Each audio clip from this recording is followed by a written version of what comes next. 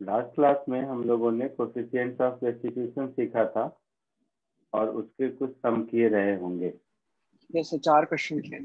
अच्छा, उसमें से ये भी सिखाया था कि जब भी कभी दो ऑब्जेक्ट ऑब्लिकली कोलाइड करते हैं उस केस में coefficient of restitution along line of impact लेते हैं, ये सिखाया था।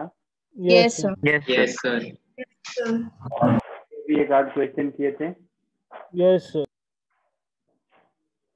उसके बाद ये बताया था कि कोफिशिएंट ऑफ रेस्टिट्यूशन का एक्चुअल डेफिनेशन है impulse of deformation upon impulse of reformation.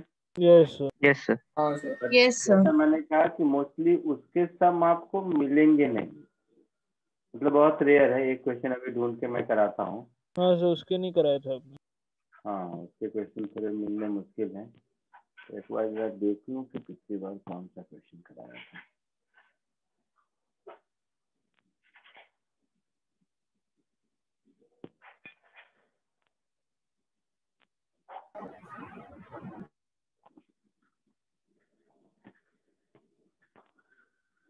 ठीक है, एस.सी. वर्मा का होमवर्क जो दिया था वो करके देखा? हाँ सर। मोस्टली बहुत Yes, आसान sir. रहे होंगे। हाँ सर, आसान। हाँ सर। हाँ सर, इजी है। तो ठीक है, अच्छा हुआ मुझे देख लिया मैंने क्यों। तो जब आप एस.सी. वर्मा वाला क्वेश्चन कर चुके हो, मोस्टली थोड़ा बहुत आसान है, कुछ प्रैक्टिस हो गया होगा, तो थोड़े एक आध अच्छे सम कराता हूँ, ठीक है? Yes sir. Yes sir. एक आध अच्छे सम करके देखते हैं, थोड़ा सा और आइडिया हो जाएगा। ठीक है, चलो स्टार्ट। तो अब बचा नहीं, 2 लेक्चर में आपका ये चैप्टर खत्म हो जाएगा। अब डिपेंड करता है कितने डिफरेंट वैरायटी के सम मैं आपको कराऊं उसी पर। थ्योरी के हिसाब से बहुत कुछ है नहीं, सिर्फ एक बताना है मुझे, वेरिएबल मास सिस्टम की थ्योरी। ये क्वेश्चन कराया था पिछली बार? No sir. नहीं सर। ठीक है, कोशिश कीजिए इसको।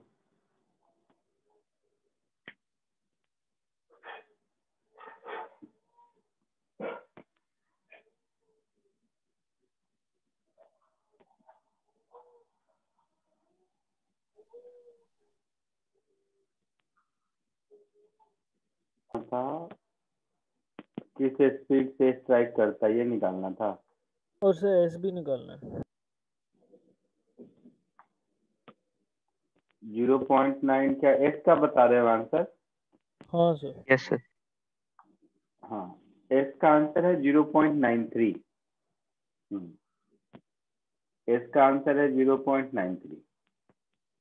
और स्पीड भी निकालो तो पता चलेगा, देखो क्या है। बस एक मिनट। हम्म,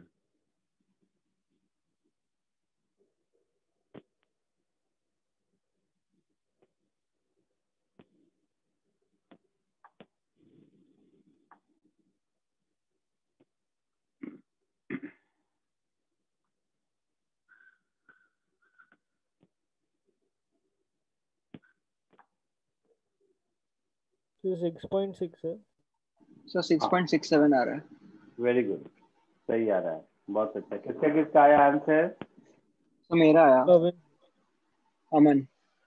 अमन का आया, वेरी गुड। कविन का आया। और कोई?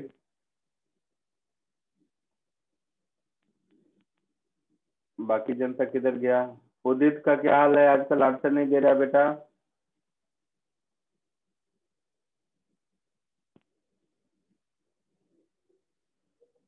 जयवल आया है? Yes sir. आंसर आया कुछ? नहीं सर। नहीं आया। उदित था, जयवल था, और कौन कौन मुझे याद था?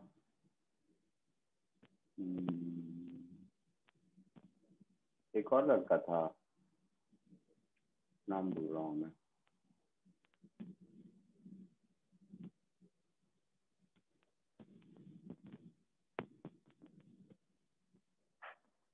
समरूप तुम्हें आया? नहीं सर। नहीं।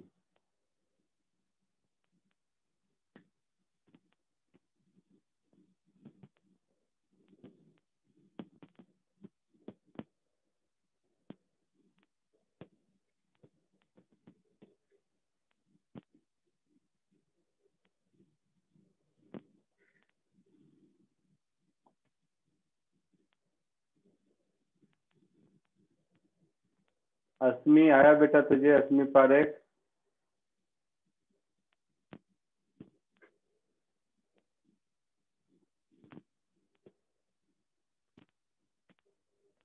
बोलो।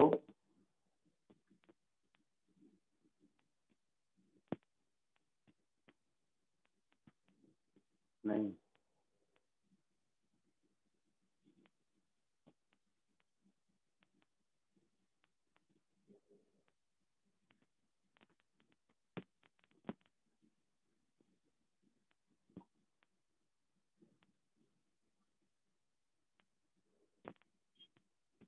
ठीक है चलो देखते हैं। कितने हाइट से रिलीज किया?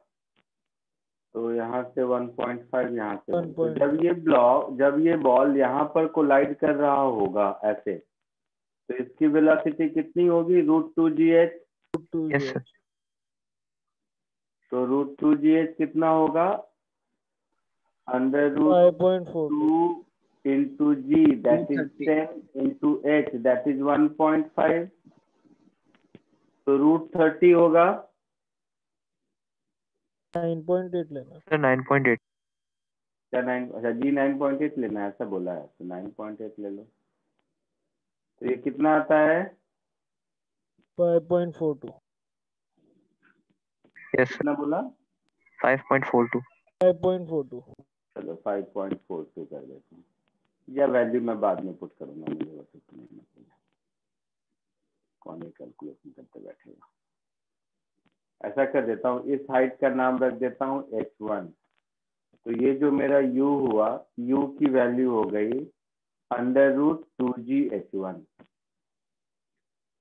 अब इस u का 2 कंपोनेंट होगा, एक पैरेलल टू इंक्लाइन और एक perpendicular to incline,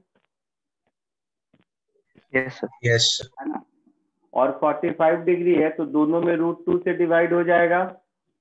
Yes, sir. तो ये बचेगा √gh1 इधर और √gh1 इधर। ये कहानी हो गई बिफोर इम्पैक्ट की।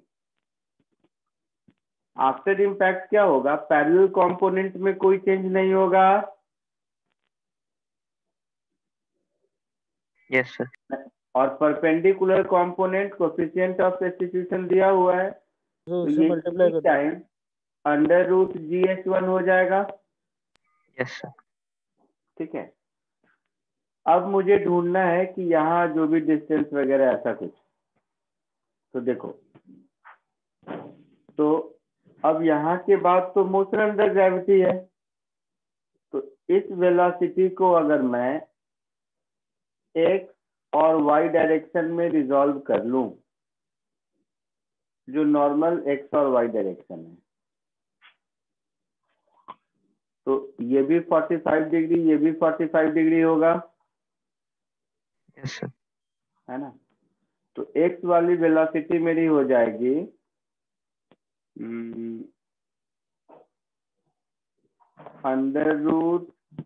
√gh1 इंटू 1/√2 कॉमन 1 + e, ऐसा हो जाएगा। दोनों का cos 45 ले लिया। बाकी लोगों को समझ आ रहा है मैं क्या कर रहा हूँ? Yes, sir. अच्छा, y कंपोनेंट क्या हो जाएगा? तो e√2gh1 ऊपर का √2 1/√2 कंपोनेंट और 1/√2 नीचे। तो वेलोसिटी अलोंग y जो मुझे दिख रहा है वो ऐसा हो जाएगा √gh1 1/√2 1 - e। Yes sir. ये वेलोसिटी अलोंग y नीचे की ओर, और ये वेलोसिटी अलोंग x हो गया आफ्टर कोलिजन। इसमें किसी को कोई डाउट है? No sir. No, sir. तो जब यहाँ पर स्ट्राइक करेगा तो x कंपोनेंट ऑफ वेलोसिटी यही रहेगी vx, इसमें तो कोई चेंज नहीं होगा। और ये नया हो जाएगा v डैश y, है ना। तो यहाँ पर अगर मैं काइनेमेटिक्स लगा दूं, v डैश y का square is equal to vy का स्क्वायर प्लस 2gh2, ऐसा लिख सकते हैं। Yes, sir. तो वैल्यूज पुट करना है, तो ये हो जाएगा मेरा gh1/2, ये सब होल स्क्वायर करके, यहाँ पर 1 माइनस ई का होल स्क्वायर प्लस 2gh2, ऐसा हो जाएगा, हो जाएगा Yes, ऐसा। sir. Yes, sir. अब एक बार सारे वैल्यू पुट कर दो, h1 1.5 और h2 1, तो g हो गया 9.8/2, दैट इज 4.9, h1 हो गया मेरा 1.5, 1 माइनस ई 0.8 है, तो 0.2 का square that is 0.04 plus 2 into 9.8 और 1, ऐसा हो गया, है ना। तो ये Yes, sir. कितनी हो जाएगी देख लो एक बार।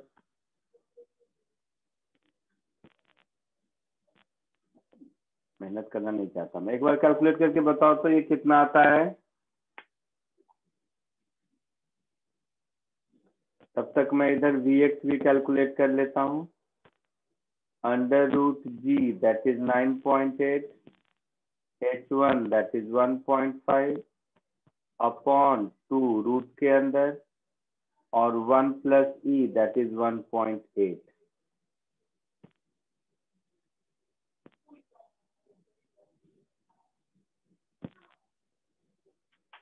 कैलकुलेट करोगे या मैं करूं? रुको कर देता हूं, कहाँ है कैलकुलेट।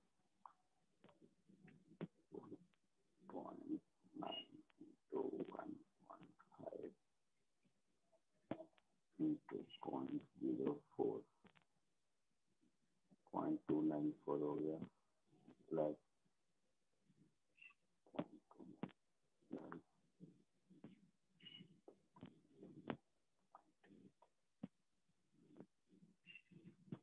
ये हो गया 19.894 Yes, sir. वाला टर्म हो गया 19.894। अच्छा, इसका स्क्वायर रूट ले लेंगे तो कितना होगा?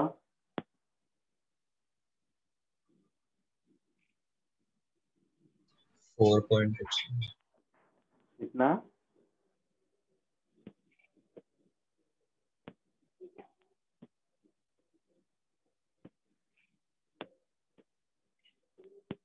Square root 19.894, 10.894, 4.46।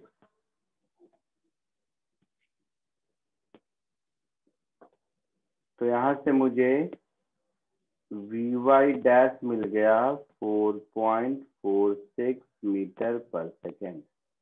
इधर vx मेरा हो जाएगा कितना? तो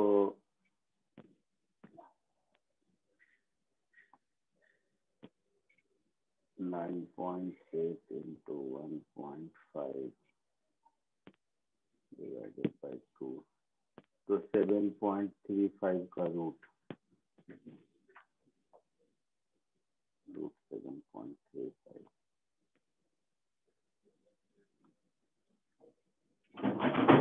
तो 2.71 into 1.8 हो जाएगा, 2.71 into 1.8, 2.71 into 1.8,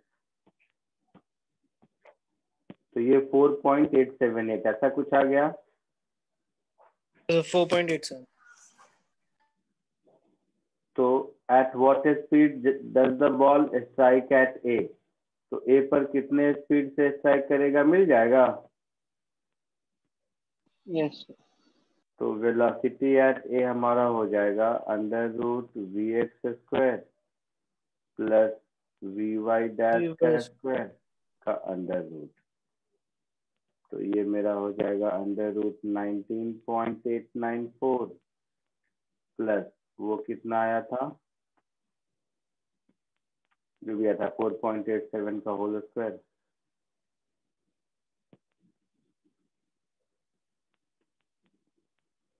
यस सर 6.6 आता है। ये जो भी है आ जाएगा 6.6 मीटर पर सेकेंड। कोई डाउट किसी को? बोलो।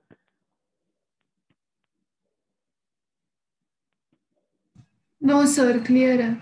No sir. एक डिस्टेंस खुद ढूंढ लोगे या मुझे बताने की जरूरत है?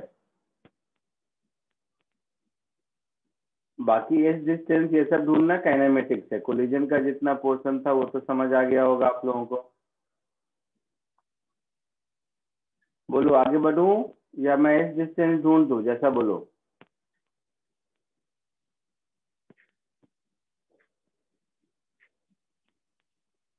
बोलो कुछ तो बोलो।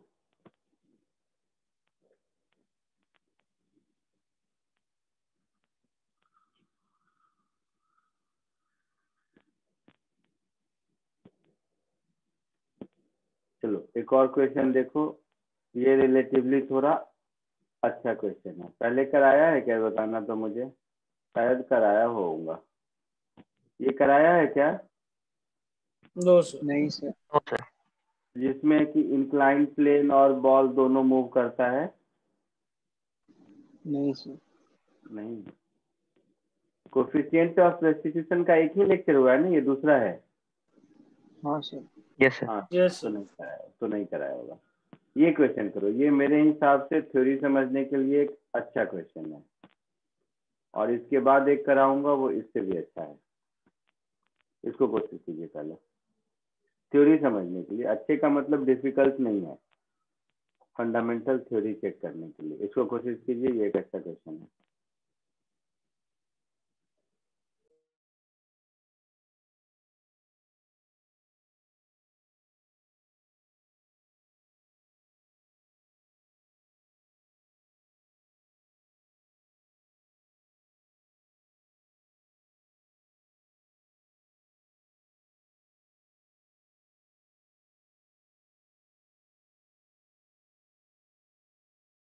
सर फिगर नहीं दिया आपने। Yes sir. सर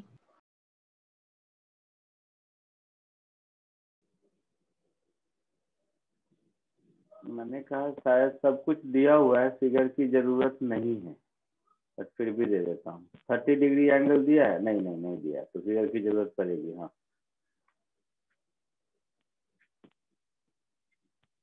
ये डायग्राम समझ लो।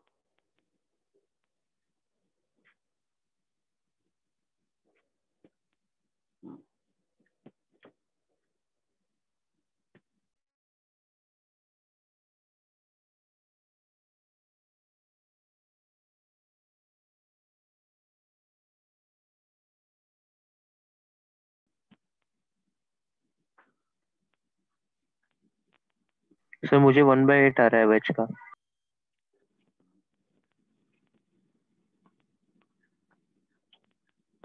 चलो देखो, सब अटेम्प्ट कर लिया, कोई बात नहीं, आंसर नहीं है, दिक्कत नहीं है। पता चलना चाहिए कि गलती कहाँ हो रही है। सपोज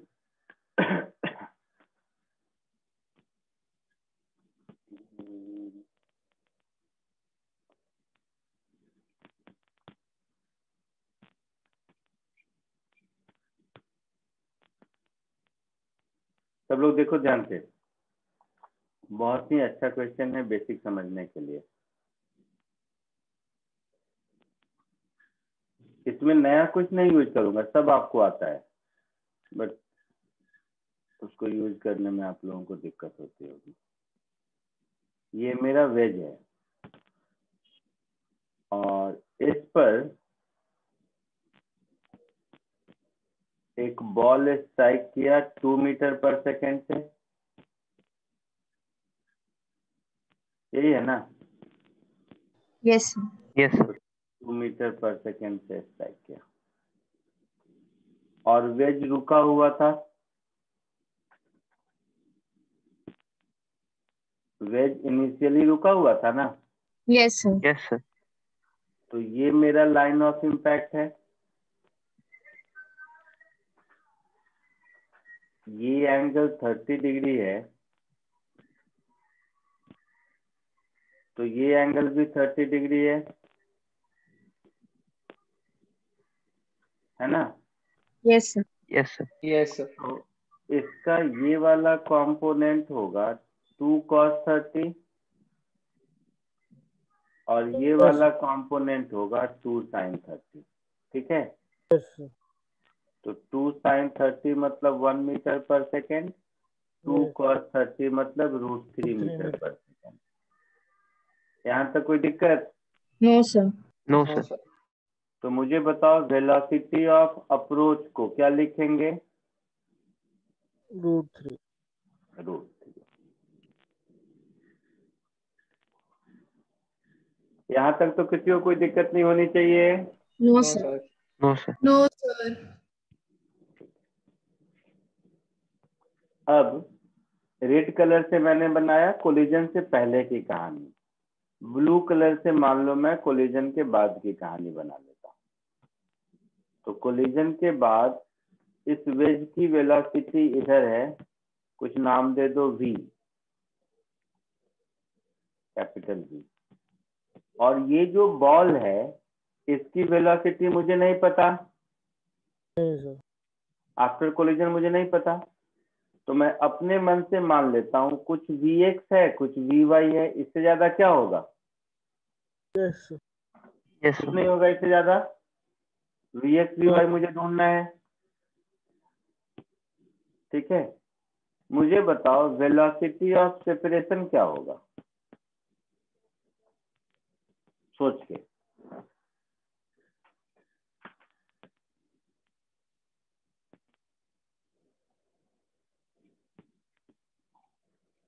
ये एंगल 30 डिग्री है तो ये भी 30 डिग्री होगा, ये फिर 60 डिग्री हो जाएगा,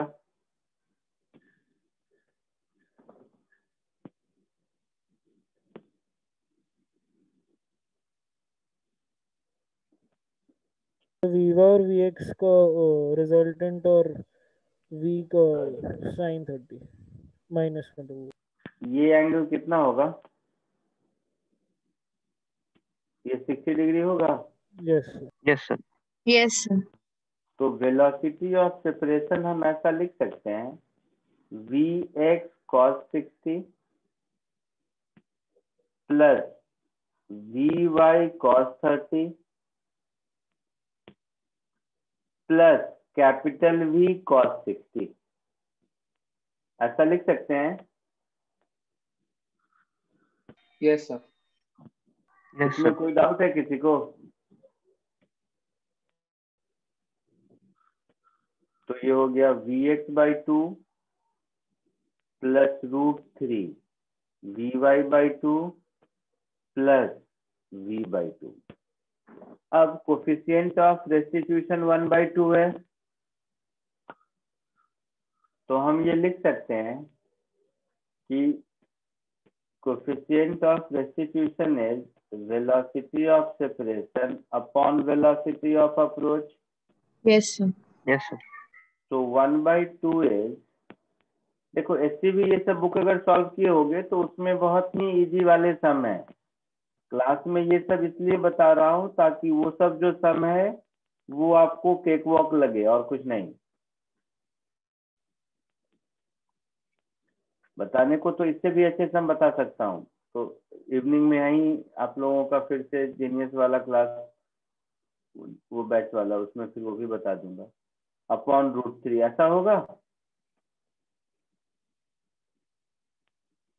यस तो यहाँ से ध्यान से देखो, मुझे एक इक्वेशन मिलेगा Vx plus √3Vy plus capital V, this is equal to √3, ऐसा मिलेगा।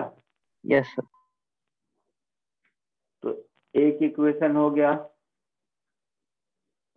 अननोन है 3, तो 2 और इक्वेशन चाहिए ना? Yes sir. Yes, sir. और क्या कर सकते हैं, और क्या क्या टूल है मेरे पास बताइए?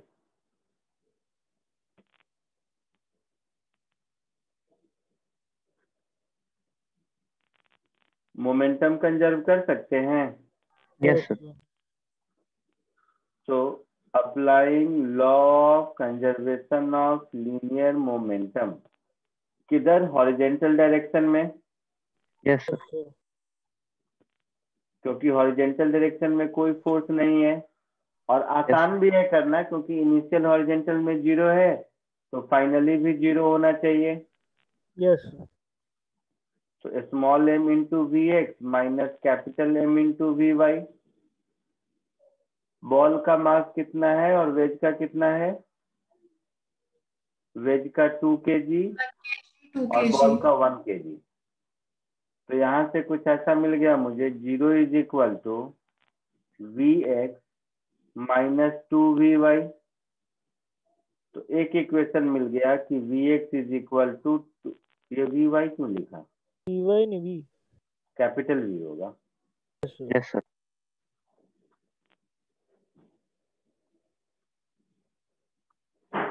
Capital v. तो v x is 2 times capital v. ये एक इक्वेशन मिल गया है ना? अब आप लोग स्टेप बाय स्टेप इसको कॉपी करो और कॉपी करते करते ये सोचो कि एक और क्या हम यूज कर सकते हैं, क्योंकि मुझे 3 इक्वेशन चाहिए, 2 मिल गए। इसको कॉपी करते करते मन ही मन सोचते रहो कि एक और क्या यूज करें तो और इक्वेशन मिल जाए, क्या छूट गया मेरे से। तो वो भी खुद से सोचिए और इसको करते रहिए।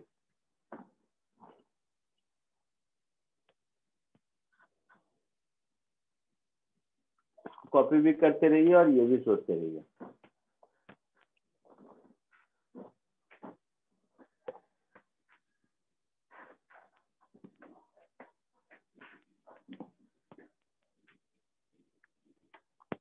तो लिख लिया सबने?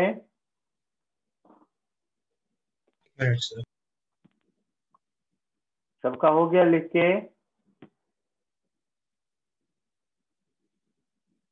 Yes, sir. अब ये बताओ कि एक और इक्वेशन के लिए क्या किया जाए?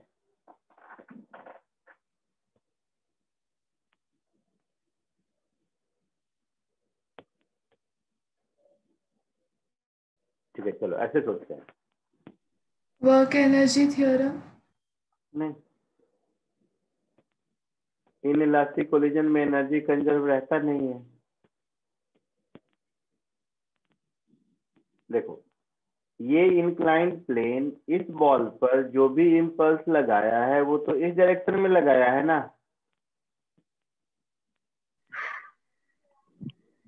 ठीक है, मतलब इसके परपेंडिकुलर पैरेलल टू इंक्लाइन पहले मोमेंटम जितना था अब भी उतना ही रहेगा।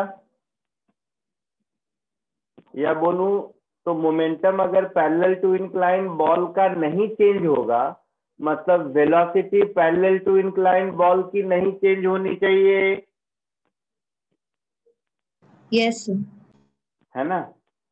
तो ये एडिशनली सोचना है, क्योंकि इस बॉल पर इंक्लाइन प्लेन ने जो भी इम्पल्स लगाया वो परपेंडिकुलर टू द प्लेन लगाया।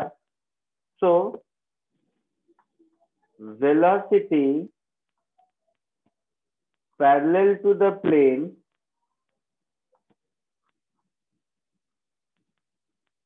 parallel to the inclined plane of the ball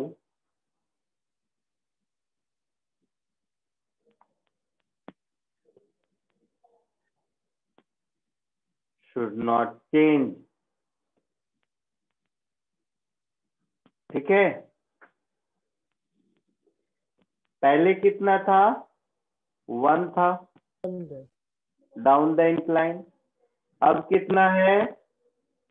तो थोड़ा डायग्राम में देख लीजिए, Vx sin 60 minus Vy sin 30, है ना? Vx sin 60 minus Vy sin 30, यही मतलब हुआ ना। sin 60 √3/2 और sin 30 1/2, तो 2 is equal to √3 Vx minus Vy, ऐसा कुछ होगा। Yes, sir. Yes, sir. तो ये हो गया थर्ड इक्वेशन। अब इस तीनों को सॉल्व कर दीजिए, जो भी चाहिए मिल जाएगा। क्या पूछा था?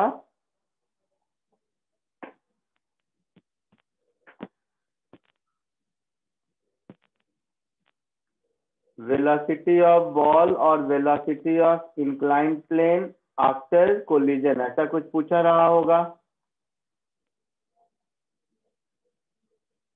है ना? Yes. फटाक से आंसर बताओ सॉल्व करके।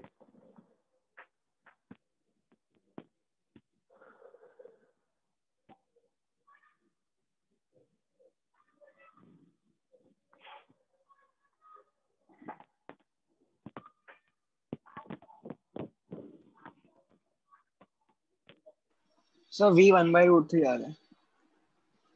Very good.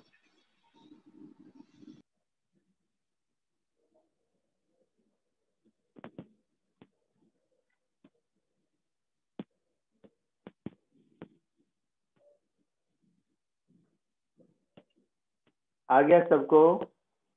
Yes, sir. आ गया। V 1/√3 मीटर पर सेकेंड आया होगा, Vy 0 आया होगा और Vx 2/√3 आया होगा शायद। Yes, sir. 2/√3.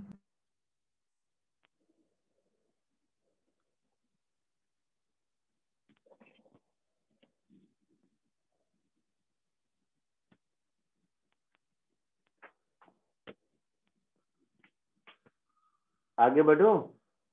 Yes, sir.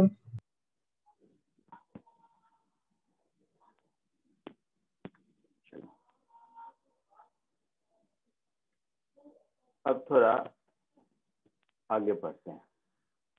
आगे मतलब छोटा सा कॉन्सेप्ट बताता हूँ, फिर प्रॉब्लम पे आएंगे। कोई भी कोलिजन में क्या होता है,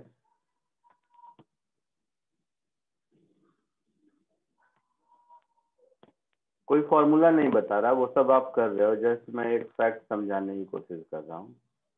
सपोज ये जो हम लोग इलास्टिक इनइलास्टिक ये सब कहानी कहते हैं, उस प्रोसेस में होता क्या है देखो। सपोज दो ऑब्जेक्ट हैं, एक ऑब्जेक्ट ये है,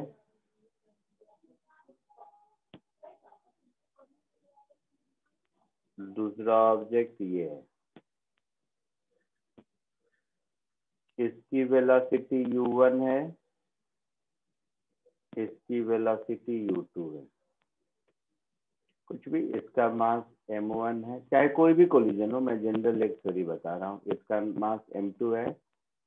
अगर u1 u2 से ज्यादा है तो m1 पीछे से जाकर m2 के साथ कोलाइड करेगा। Yes, sir. करेगा ना, कॉमन सेंस है। Yes, sir. अब देखो कोलाइड करेगा तब क्या होगा।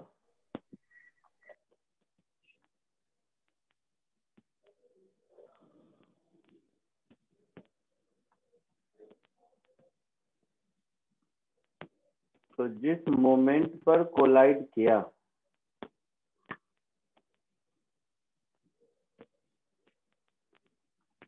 जिस मोमेंट पर कोलाइड किया, तो कोलाइड करने का मतलब ये नहीं है कि ये दोनों जस्ट एक दूसरे को टच किए और निकल गए, ऐसा नहीं होता। इस प्रोसेस में ये वाला पार्ट इस पर कुछ इम्पल्स इधर लगाएगा और ये वाला इस पर कुछ इम्पल्स इधर लगाएगा। Yes, sir. दोनों Yes. इस पर इम्पल्स लगाएंगे अलोंग लाइन ऑफ इम्पैक्ट, और जब ये इम्पल्स लगाएंगे तो दोनों में डिफॉर्मेशन होगा। दोनों में किसी में कम किसी में ज्यादा डिफॉर्मेशन तो होगा। एक बॉल को हम वॉल पे मारते रहेंगे तो कुछ देर के बाद वॉल में भी तो डिफॉर्मेशन होगा ना, उसका सीमेंट झरेगा, टूटेगा, फूटेगा, कुछ होगा, बॉल में भी डिफॉर्मेशन होगा। तो इन दोनों में कुछ ना कुछ डिफॉर्मेशन होगा। तो डिफॉर्मेशन का मतलब ये है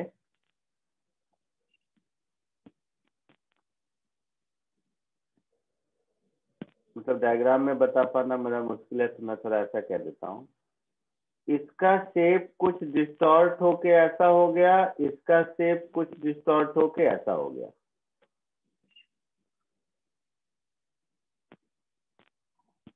है ना?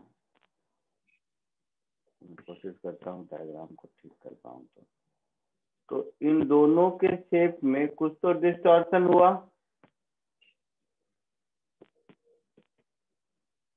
जब तक कांटेक्ट में रहे इन दोनों के शेप में कुछ डिस्टॉर्शन हुआ। Yes, sir. Yes, sir. अच्छा, अब इन दोनों के शेप में डिस्टॉर्शन हुआ तो क्या होगा, लेकिन ऐसा नहीं कि दोनों रुक गया और दोनों डिस्टॉर्ट होता रहा, ऐसा नहीं है। इस पूरे प्रोसेस में ये कुछ कॉमन वेलोसिटी से भी गुजर रहा था। Yes, sir. Yes, sir. तो ये कुछ कॉमन वेलोसिटी से आगे जा रहा होगा। उसके बाद इन दोनों पर जो इम्पल्स लगा उसकी वजह से क्या होगा कि ये दोनों अपना शेप रिगेन करेगा।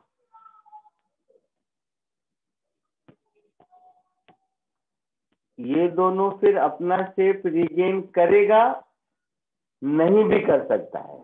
मैक्सिमम क्या होगा, दोनों अपना शेप रिगेन करेगा। मिनिमम क्या होगा कि दोनों अपना शेप बिल्कुल रिगेन नहीं करेगा। और इन बिटवीन क्या होगा कि दोनों में कुछ ना कुछ डिस्टॉर्शन रह जाएगा। यही तीन बातें हो सकती है। Yes, sir. Yes, sir. तो जब अपना पूरा का पूरा शेप रिगेन कर लेता है तो उसको हम लोग इलास्टिक कोलिजन कहते हैं। हाँ सर। जब दोनों अपना शेप थोड़ा भी रिगेन नहीं करता है, मतलब फॉरवर्ड वो कॉमन वेलोसिटी से ही जाता रहता है, तो परफेक्टली इनइलास्टिक कोलिजन कहते हैं। Yes, sir. और इन बिटवीन को इनइलास्टिक कोलिजन कहते हैं। यही बात होती है। Yes, sir. Yes. है ना? अब एक चीज समझो, तो सपोज ये कंडीशन है, एनर्जी पॉइंट ऑफ व्यू से सोचो।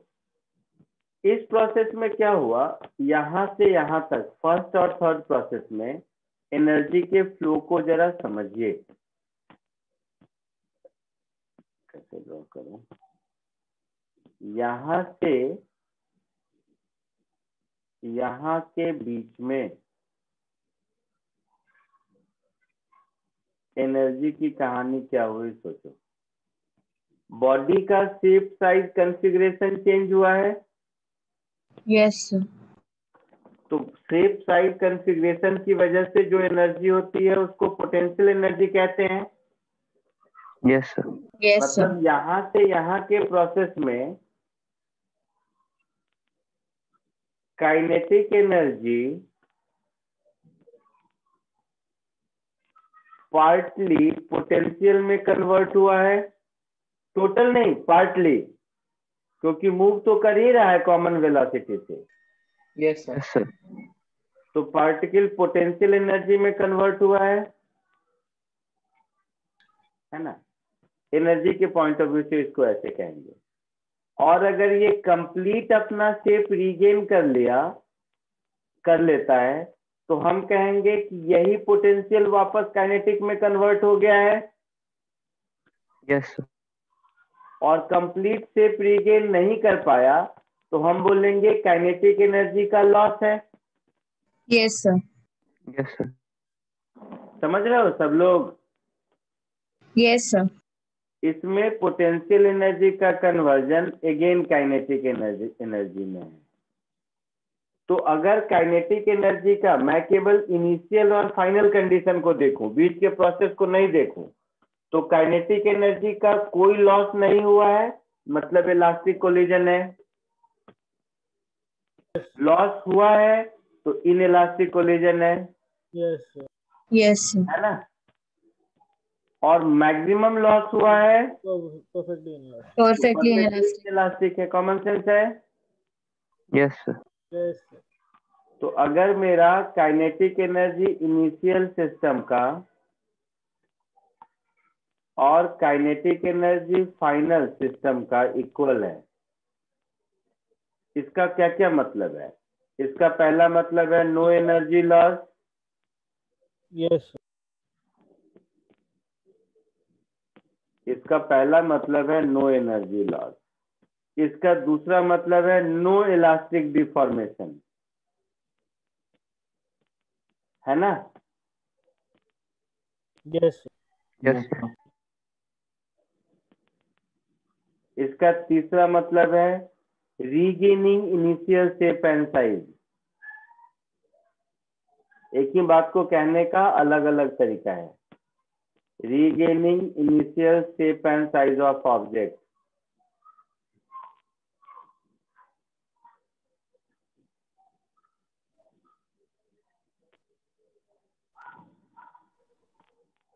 तो इन सब का मतलब एक ही हुआ कि इलास्टिक कोलिजन है। अब ये इलास्टिक वर्ड फिट बैठ रहा है। लिटरली इलास्टिक मतलब जो अपना शेप रीगेन कर ले,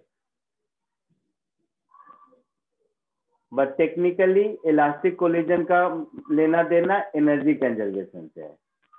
क्लियर है? Yes, sir. Yes, sir. दूसरी कहानी हो सकती है कि initial kinetic energy of the system ज्यादा है final kinetic energy of the system से, है ना? तो इसका पहला मतलब हुआ कि काइनेटिक एनर्जी सिस्टम का लॉस हुआ। यही मतलब हुआ ना? Yes, sir. लॉस हुआ तो कहाँ जाएगा? तो बॉडी Potential के energy shape gain. Size change करने में, बॉडी के डिफॉर्मेशन में। Yes, sir. Kinetic energy loss in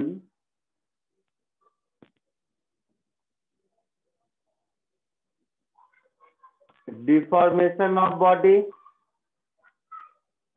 और अगर मैं हीट साउंड लाइट ये सब एनर्जी को हटा दूं तो ये डिफॉर्मेशन ऑफ बॉडी का मतलब हो गया कि पोटेंशियल एनर्जी ऑफ बॉडी में, है ना? Yes, sir. Yes, sir. ये सब बॉडी नहीं, बॉडीज मतलब दोनों का होगा, वो समझ लेना तुम लोग, उतना मुझे नहीं आता।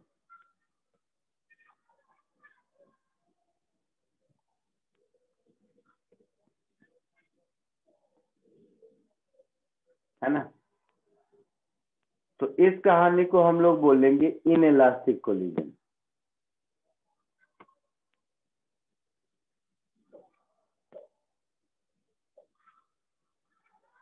क्लियर है? और थर्ड केस कि काइनेटिक एनर्जी का लॉस मैक्सिमम हो।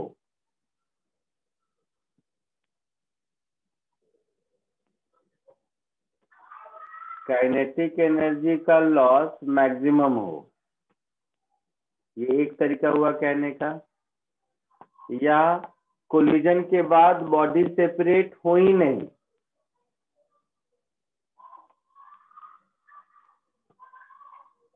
तो कोलाइडिंग बॉडीज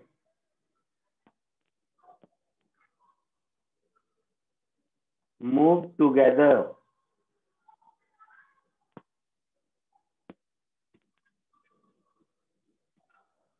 आफ्टर कोलिजन। तो इसको हम लोग परफेक्टली इनइलास्टिक कोलिजन बोलेंगे। आई बात समझ में? Yes, sir. Yes, sir. कोई दिक्कत नहीं, कोई फॉर्मूला नहीं है इसमें, जरा थ्योरी का ही एक अंडरस्टैंडिंग अलग हो जाए। अंडरस्टैंडिंग इसलिए इतना प्रिसाइज टू द पॉइंट पूछता तो नहीं है जेई में, लेकिन फिर भी एक क्वेश्चन मैं कराऊंगा और थोड़ा बताता हूँ। अब तो जो कोफिशिएंट ऑफ रेस्टिट्यूशन हम लोग कहते थे, तो कोफिशिएंट ऑफ रेस्टिट्यूशन था impulse of reformation upon impulse of deformation, यही कहानी था। Yes, sir. Yes, sir. तो जो इम्पल्स ऑफ रिफॉर्मेशन होगा वो क्या होगा?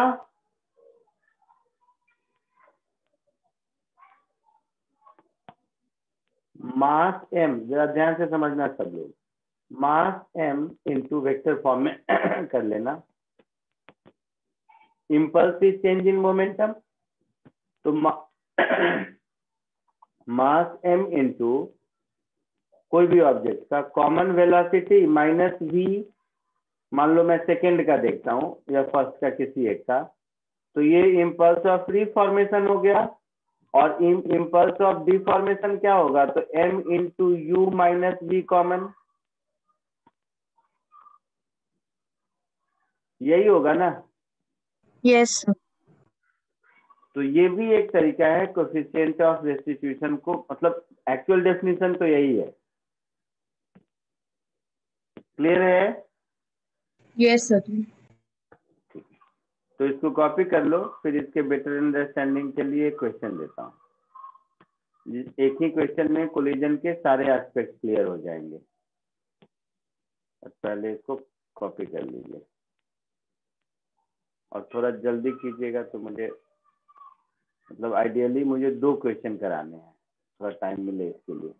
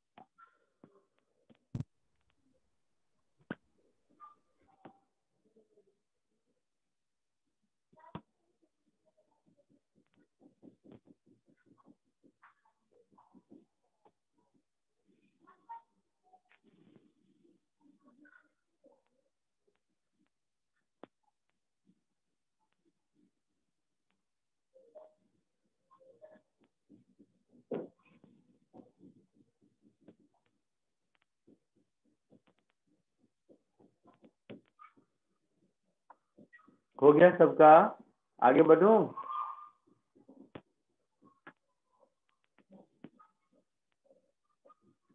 Yes, बोलो। sir. ठीक है,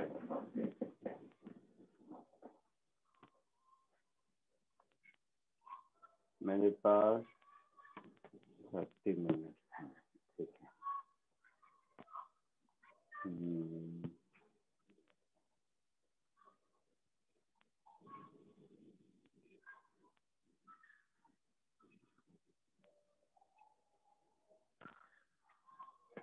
ठीक है, क्वेश्चन करते हैं।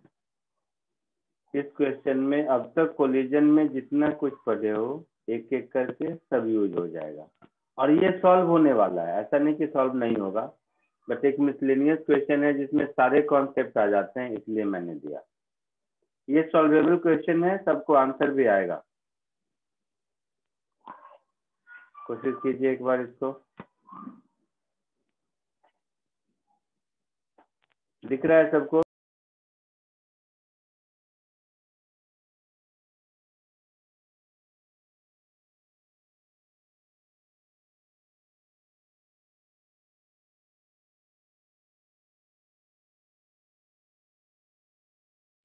बोलो, कुछ आया आंसर?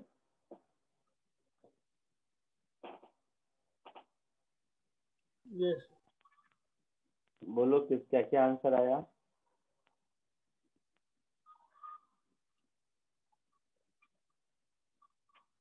कॉमन वेलोसिटी 3√2 है।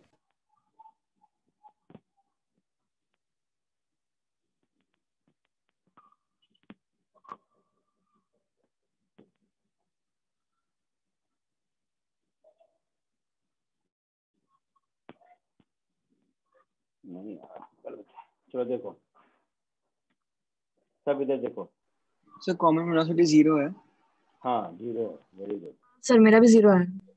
वेरी गुड यस सर 0 आया। Very good.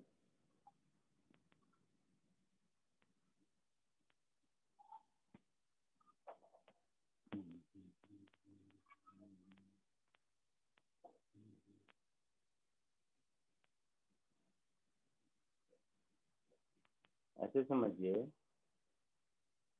कि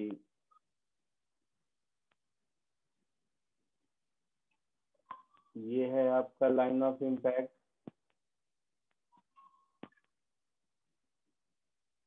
है ना? नहीं यस। ये इसका सेंटर इस पर टेंजेंट। हाँ ठीक, इसका सेंटर इस पर टेंजेंट। ठीक है, तो ये है आपका लाइन ऑफ इम्पैक्ट।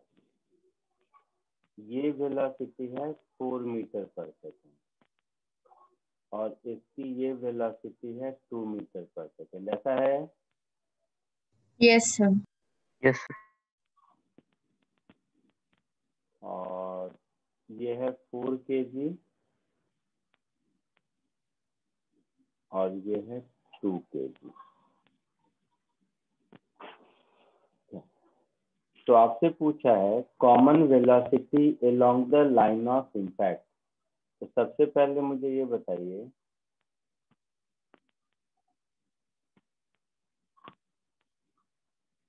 ये r होगा यस सर। और ये 30 रूट डिग्री। 2r होगा, सॉरी ये 2r होगा यस सर। हाँ यस सर। और ये r, तो ये एंगल 30 डिग्री 60। ये 60 ये 30 ऐसा होगा। यस हाँ सर। सर। Yes sir. तो ये हो गया 30 डिग्री और ये भी हो गया 30 डिग्री। तो पहले मुझे बताइए वेलोसिटी ऑफ अप्रोच कितना हो गया? तो 4 cos 30 plus 2 cos 30, yes sir. तो 6 cos 30 डिग्री, तो cos 30 √3/2, तो 3 √3 मीटर पर सेकेंड ये वेलोसिटी ऑफ अप्रोच हो गया। ठीक है, अब बात है कि हमसे पूछा है common velocity along line of impact. तो कॉमन वेलोसिटी तक कब तक रहेगा? जब तक दोनों सेपरेट नहीं होता है ना? Yes sir. Yes sir. तो लाइन ऑफ इम्पैक्ट के लॉन्ग मोमेंटम कंजर्वेशन कर देंगे तो वहां से कॉमन वेलोसिटी मिलेगा। Yes sir. यस। तो applying law of conservation of linear momentum along line of impact, मैं एक्स वाई में नहीं कर रहा, मैं लाइन ऑफ इम्पैक्ट में कर रहा हूँ। Along line of impact,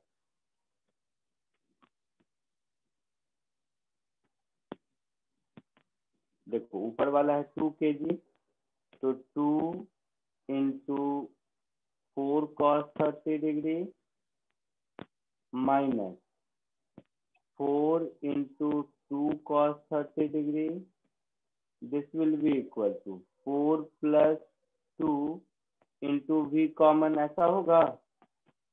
yes sir. Yes sir. यहाँ से v कॉमन की वैल्यू मिल गई 0। ए पार्ट समझ में आया? Yes sir. कोई डाउट? किसी को ए पार्ट में कोई डाउट हो तो बोलिए। नहीं, final velocity along sir line. वाला पार्ट नहीं समझा क्लियरली। क्या नहीं समझा बेटा? सर वो इक्वेशन नहीं समझा कि वो कैसे आया। Momentum conservation along line of impact, तो कोलिजन से पहले ये जो ब्लैक वाला लाइन है उसके अलोंग मोमेंटम कितना है? तो इसका मास 2 kg, इसकी वेलोसिटी 4, तो 2 into 4 8, 8 का cos 30 component down the plane, यहाँ पर 4 2 जा 8, 8 का cos 30 component up the plane. तो net momentum along line of impact before collision 0 था। Yes sir. तो final momentum along line of impact 0 होगा, यस सर। मतलब कॉमन वेलोसिटी 0 होगी। यस सर, आ गया। बी में पूछा है final velocity along line of impact, तो कोफिशिएंट ऑफ रेस्टिट्यूशन 1/3 दिया हुआ है। Yes, sir. तो हम ऐसा लिख सकते हैं 1/3 is equal to velocity of separation upon velocity of approach, है ना। वेलोसिटी ऑफ अप्रोच ऊपर 3√3 निकाला है हम लोगों ने, तो 1/3 is equal to velocity of separation upon velocity of approach that is 3√3। मतलब यहाँ से मुझे वेलोसिटी ऑफ सेपरेशन √3 मीटर पर सेकेंड मिला। Yes, sir. लेकिन हम लोगों से पूछा है इंडिविजुअल वेलोसिटी, इंडिविजुअल पूछा है या वेलोसिटी ऑफ सेपरेशन पूछा है?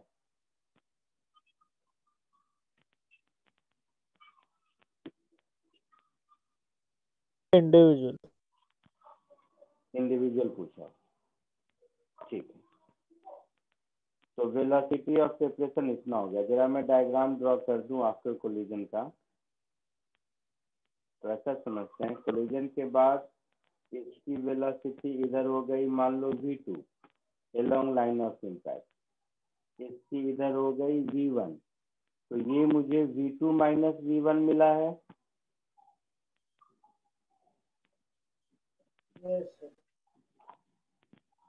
यही मिला है ना?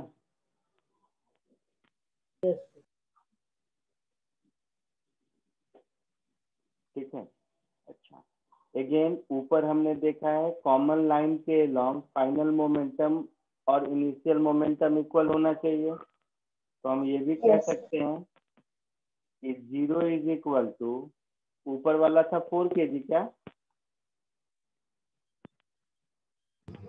ये 4 kg था, ये 2 kg था, ऐसा था या उल्टा था? देखो तो Sir, उल्टा था. तो ये 2 kg और ये 4 kg, ऐसा कर दो। तो ये 2 kg और ये 4 kg। तो हम ऐसे लिख सकते हैं 0 इज इक्वल टू 2v1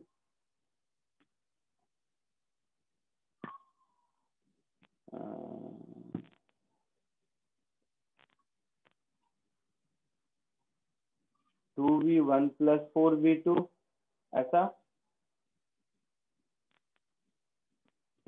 तो यहाँ से मुझे मिल जाएगा v1 is equal to minus 2v2, मिल जाएगा।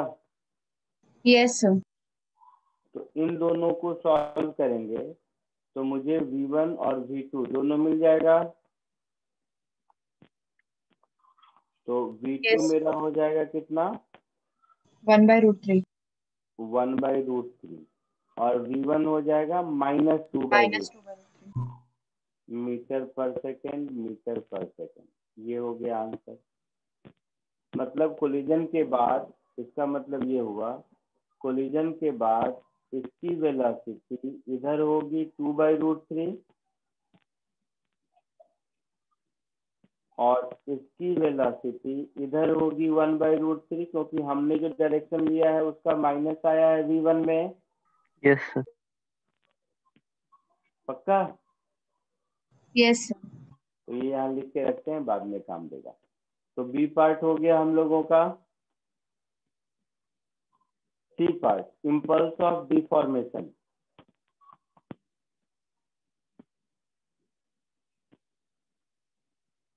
इम्पल्स ऑफ डिफॉर्मेशन, तो देखो दोनों में से किसी एक को ले लो।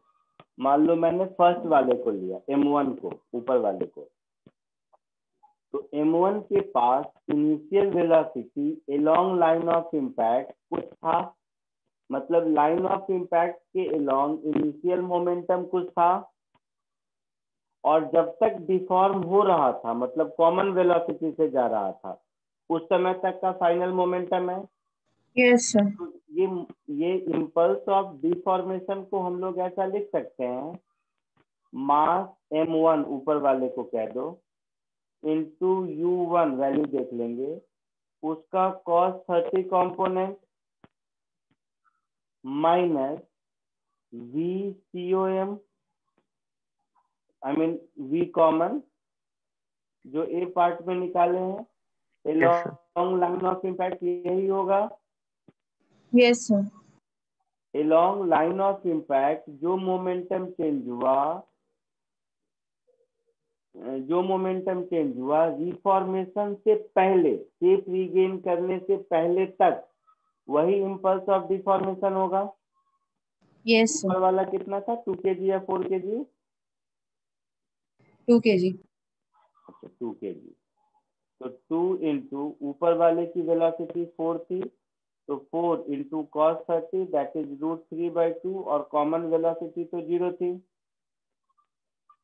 तो इम्पल्स ऑफ डिफॉर्मेशन मेरा हो जाएगा 4√3 kg/s। ये हो गया मेरा सी का आंसर। ठीक है। Yes, sir.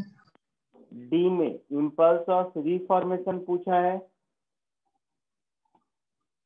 तो कोफिशिएंट ऑफ रेस्टिट्यूशन से E is equal to impulse of reformation upon impulse of deformation.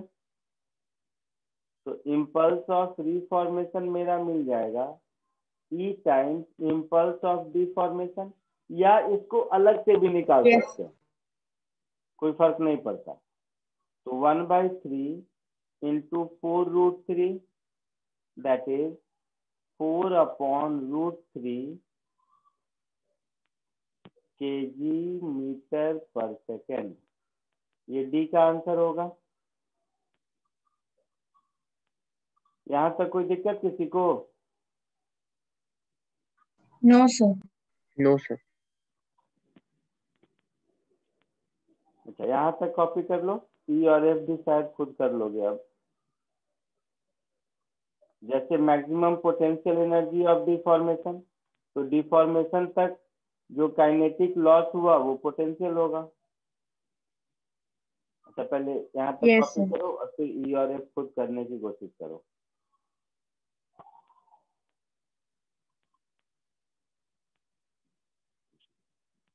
जानबूझ के ये क्वेश्चन दिया, इसको एक क्वेश्चन मत समझो, समझो 5 क्वेश्चन कर रहे हैं, इसमें सब कुछ एक साथ आ गया। Impulse, momentum conservation, reformation, deformation, जितना कुछ हो सकता है कोलिजन में सब कुछ इसमें इंक्लूडेड है।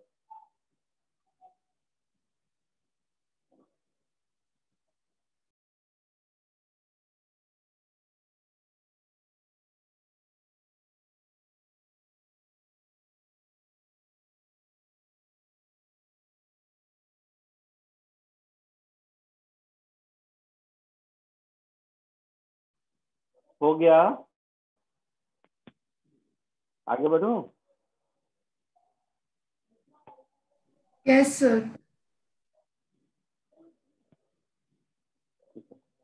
अब आओ E part, maximum potential energy of deformation. आया है किसी को आंसर?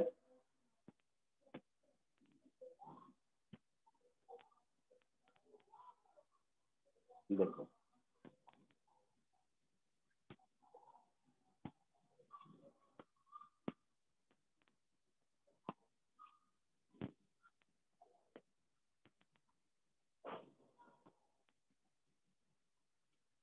$24 जूल है।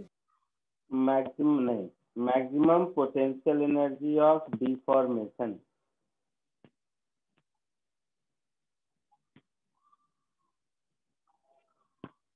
तो ये क्या होगा, लॉस इन काइनेटिक एनर्जी होगा। Yes, sir.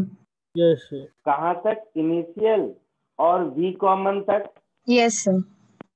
अब यहाँ पर थोड़ा सोचो, इनिशियल में जो भी वेलोसिटी होगा उसका कंपोनेंट एक कॉमन के लॉन्ग और एक परपेंडिकुलर। Yes, sir. Yes. तो परपेंडिकुलर वाला वेलोसिटी कंपोनेंट चेंज नहीं होगा। Yes. तो काइनेटिक एनर्जी तो वैसे स्केलर क्वांटिटी है, but energy half m v square लिखते हो तो v का कॉमन कंपोनेंट का स्क्वायर लिखोगे प्लस v का परपेंडिकुलर कंपोनेंट का स्क्वायर लिखोगे। Yes. तो परपेंडिकुलर वाले में तो कोई चेंज होना ही नहीं है, Yes, sir. तो वो राइट हैंड साइड में आई मीन वो दोनों में कैंसिल हो जाएगा। तो मैं सिर्फ कितना लिख दूं, half m1 u1 cos theta का whole square plus half m2 u2 cos theta का whole square minus half m1 plus m2 जो v कॉमन लिखा है उसका होल स्क्वायर। यही आंसर होगा। Yes, sir. Yes, sir. ये बात समझ आया सबको? Yes, sir. Yes, sir. Common वाले में भी परपेंडिकुलर वाला कंपोनेंट होगा और u1 में भी साइन थीटा वाला कंपोनेंट होगा, बट वो इनिशियल में भी होगा और फाइनल में भी होगा। होल स्क्वायर का टर्म एडिशन में आता है तो कैंसिल हो जाएगा, इसलिए मैंने नहीं लिखा। समझ रहे हो? Yes, sir. m1 कितना Yes. था? 2 था शायद, और u1 cos थीटा कितना था? ऊपर डायग्राम में होगा, मैंने देखा नहीं। 4 cos 30 डिग्री, 4 cos 30, 2 cos 30, ठीक है। तो 4 cos 30 दैट इज 2√3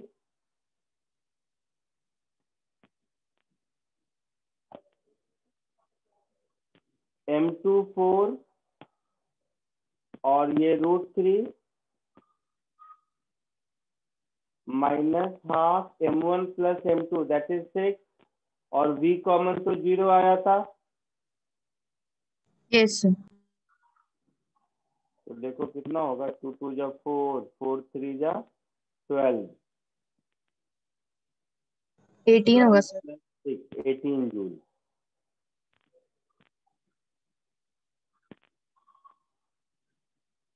आया समझ में? Yes, sir. Yes, sir. F में पूछा है काइनेटिक एनर्जी लॉस।